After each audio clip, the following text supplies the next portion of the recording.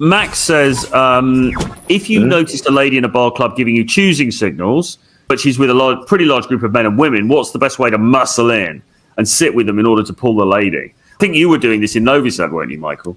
I do that a lot, actually. So specifically when it's a lot of, like mixed groups with a lot of men and women within that group, one of the most effective way is to go in with a question. And I used to like the question. Whole group?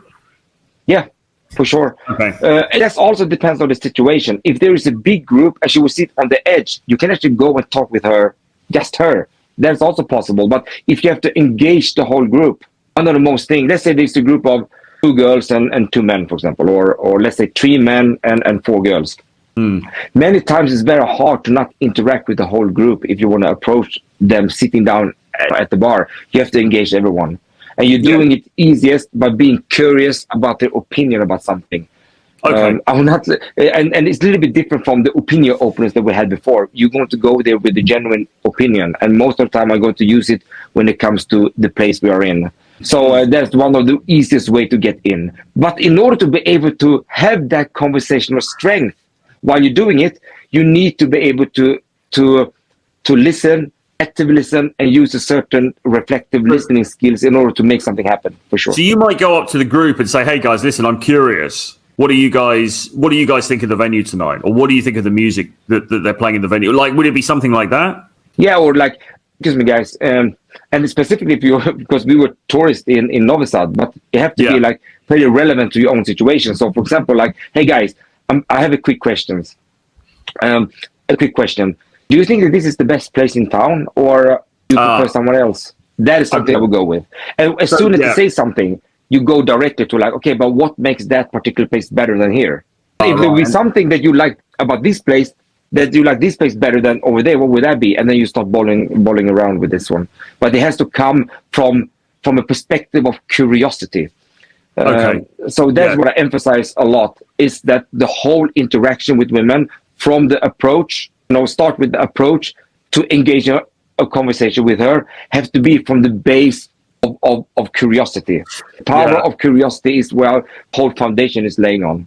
So Max might then say, okay, so you've opened the group. So you've asked the group, like what their opinion, is this the best place in town, et cetera, et cetera. But what if there's one girl in that group that is the really attractive one that you want to, get really the one you want to talk to? So what do you do then? How do you sort of get it so that you're talking to her, or that you've got a chance to make something happen with her specifically? Okay, so most of the time, what's happening when you're opening a whole group of people, let's say 7 people, for example, someone that will be engaged in the conversation and someone that will be less engaged of the conversation. But there is a conversational tactic here, and that is that once you're asking a question about what a person think about things, you can either seek clarification on the keyword, or you don't.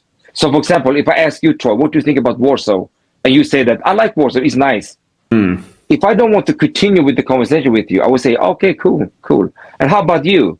And then the person that you're not really interested in at either, she will probably say the same thing. "Yeah, but I also think it's nice." "Okay. And how about you?" And then now you're talking with the girl that you really like. And she says, "Yeah, I think it's really beautiful and I like it too." "Yeah, but I'm curious. When you say I like it, what comes to your mind then?" And now you start seeking clarity of what she's saying with that girl that you really like. You're using pretty superficial questions and answer with the other people on the group, but that particular girl, you're going to seek clarity of what she says. You're going to seek meaning in the words that are coming out from her mouth. And that is the beauty of it. That is going to select her from the other people of the group. Yeah. Good stuff. Many times it just flows in the way that those people in that group, unless it's a boyfriend or something, they will just leave you a little bit and you start having a genuine conversation.